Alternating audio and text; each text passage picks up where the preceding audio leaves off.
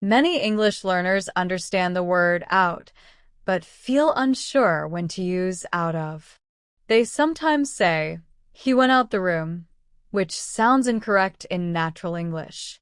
Today, we'll clearly understand how the phrase out of works and how it shows movement from inside to outside. Welcome back to our Prepositions of Place series. In the previous episode, we learned into, which describes movement from outside to inside. Today, we'll learn out of, which describes the exact opposite movement, from inside to outside. Out of means movement from the inside of something to the outside. It clearly shows that a person or object starts inside a space and then exits that space. For example, she walked out of the house. This sentence clearly shows movement starting inside the house and ending outside. Now, let's understand the difference between out and out of. Out often describes position or the result. Out of describes the movement itself. If someone is already outside, we say they are out. If they are leaving a place, we say they are moving out of it. We often use out of with objects. When you say, "He took the book out of the bag," it clearly shows the book moving from inside the bag to the outside. We also use out of with people. For example, "They got out of the bus." This shows the action of exiting the bus. It's also helpful to compare out of with from. From talks about origin or source. Out of focuses on physical exit from an enclosed space. If the idea is leaving an interior, out of is the correct phrase. A very common mistake is leaving out the word of. In correct English, we say, "He came out of the room," not "he came out the room." Here's an easy way to remember it. Think of out of as the partner of into.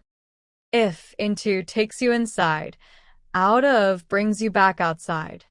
Now that the meaning is clear, let's move into real usage.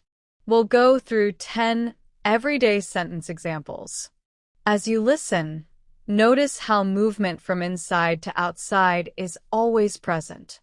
Let's begin with a very common daily situation. The child ran out of the classroom. Here, out of clearly shows the child leaving the room. Now, let's look at a simple object example. He took the keys out of his pocket. This shows the keys moving from inside the pocket to the outside. Let's move to a playful example. The cat jumped out of the box. The phrase out of perfectly captures the action of exiting the box. Now consider a very everyday action. He got out of the car. This sentence clearly shows movement from inside the car to outside.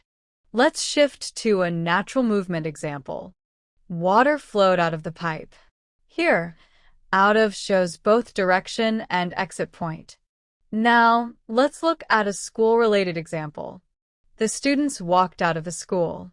Again, the movement from inside to outside is very clear. Next, notice this simple action. She took the milk out of the fridge. The fridge is an enclosed space, which makes out of the correct choice. Now imagine this movement. The dog ran out of the garden. This sentence shows the dog leaving a defined area.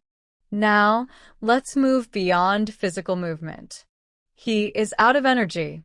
Here, out of is used figuratively to show something has been completely used up. Finally, look at this example. She stepped out of the crowd. This shows movement from being inside a group to outside it. Let's recap. Out of is used when something moves from inside to outside. It works for rooms, containers, vehicles, areas, and even figurative situations. That's how we use the prepositional phrase out of. It clearly shows exit and movement away from an enclosed space. In the next episode, we'll begin the surface and position category with at the top of. Keep watching and continue mastering English step by step.